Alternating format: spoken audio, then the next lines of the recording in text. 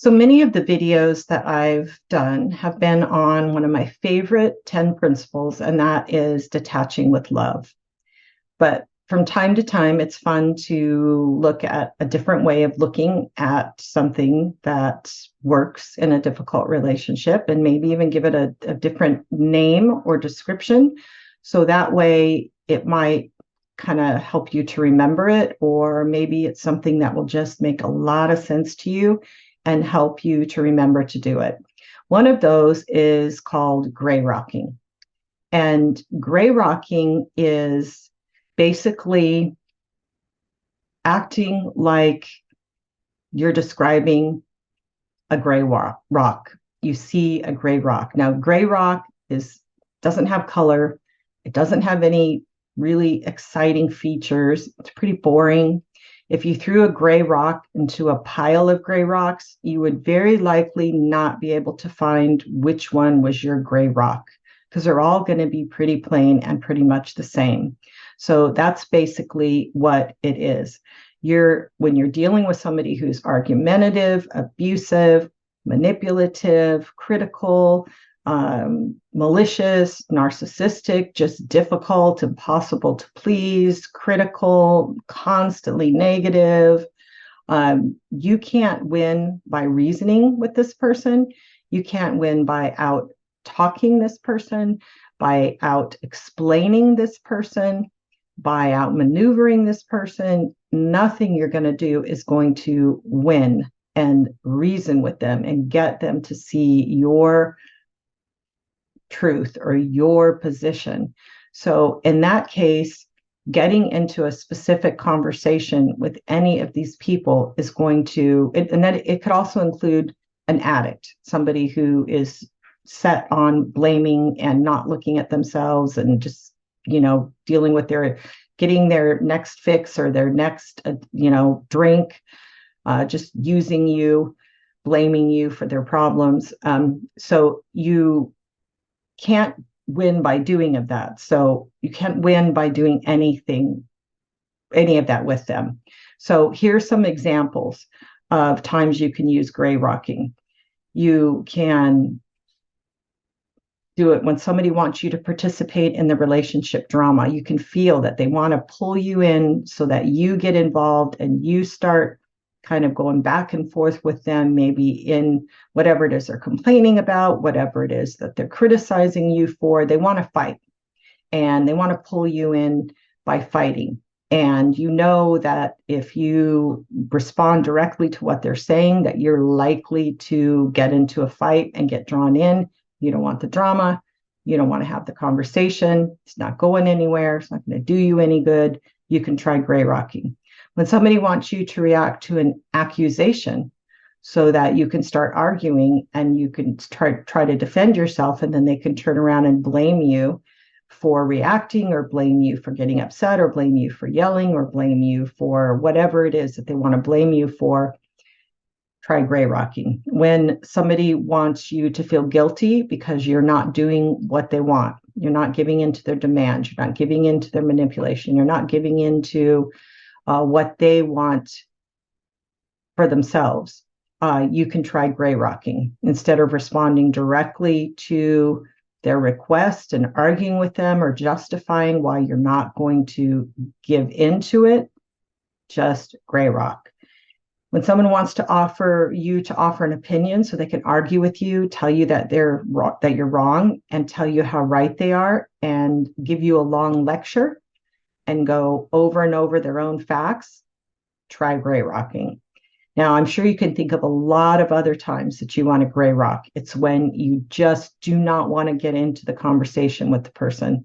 You don't want to go there because going there is not going to work.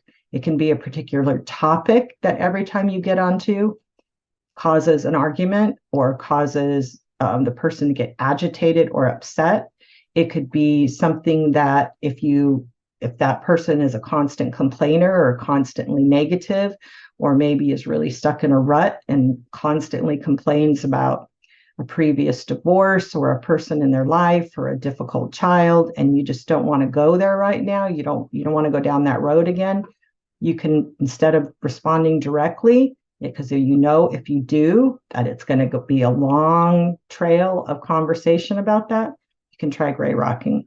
So when you recognize that you cannot get anywhere by responding directly to what the person says or asks, and that providing any details in your response is going to lead you to either get further drawn into the person's game, an argument, defensiveness, a long conversation that you just don't want to have.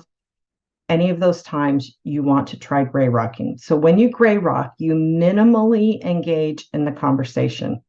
Minimally. You don't go down that same trail. You just sort of stay on the edge of it. You comment in very basic terms, very concrete, very superficial. It might be very boring.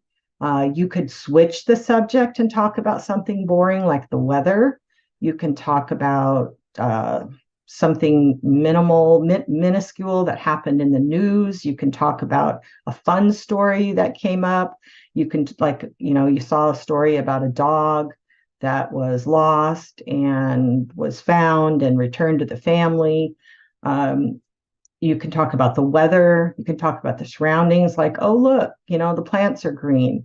Or, oh, look, it looks like the street cleaner came by and picked up the trash. Or, oh, look, there's a lot of traffic. Look, it's rush hour and look at all the traffic. Just things that are very basic and very boring that the person is going to get tired of. And if you keep doing that, the person is going to decide you're not worth the conversation. And maybe they'll go find somebody else to agitate and get and pull in, or go do something else on their own, but leaving you alone.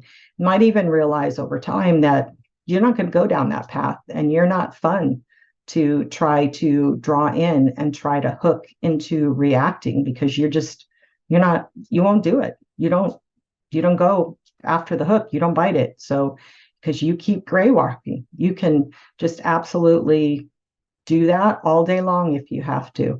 As much as you can. It's self-protective. It's recognizing it's not in my best interest to have that conversation and let this person lead me down that path, and to go down that path with that person. And I'm entitled to take care of myself. It's okay to take care of yourself. It's okay to not give in to somebody's request that you get into a unhealthy or upsetting conversation. You don't have to. It's your choice. So I want you to think of a difficult person in your life. I want you to imagine a conversation in which the person is inviting you to join in their drama, or to get into an argument, or to defend yourself so that they can tell you how rotten you are and how they have everything upset with you. And I want you to imagine a gray rock as you're listening to that person. And I want you to think about how you would use this concept of gray rocking. What could you say in response to that person?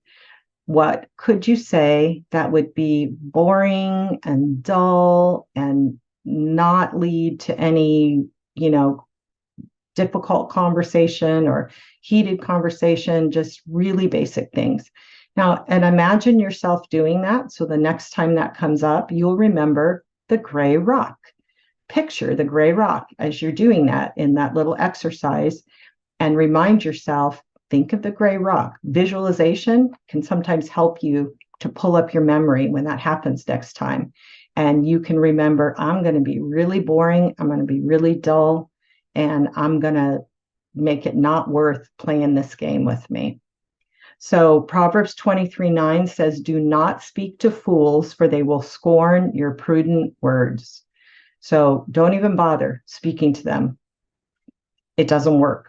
Okay. They're not going to give you the time of day. They're not going to listen to your wise words. They're not going to listen to your explanation. They're just going to scorn it, which means they're just going to despise it. And they're going to say something negative and treat it badly, because it's not going to mean anything to them.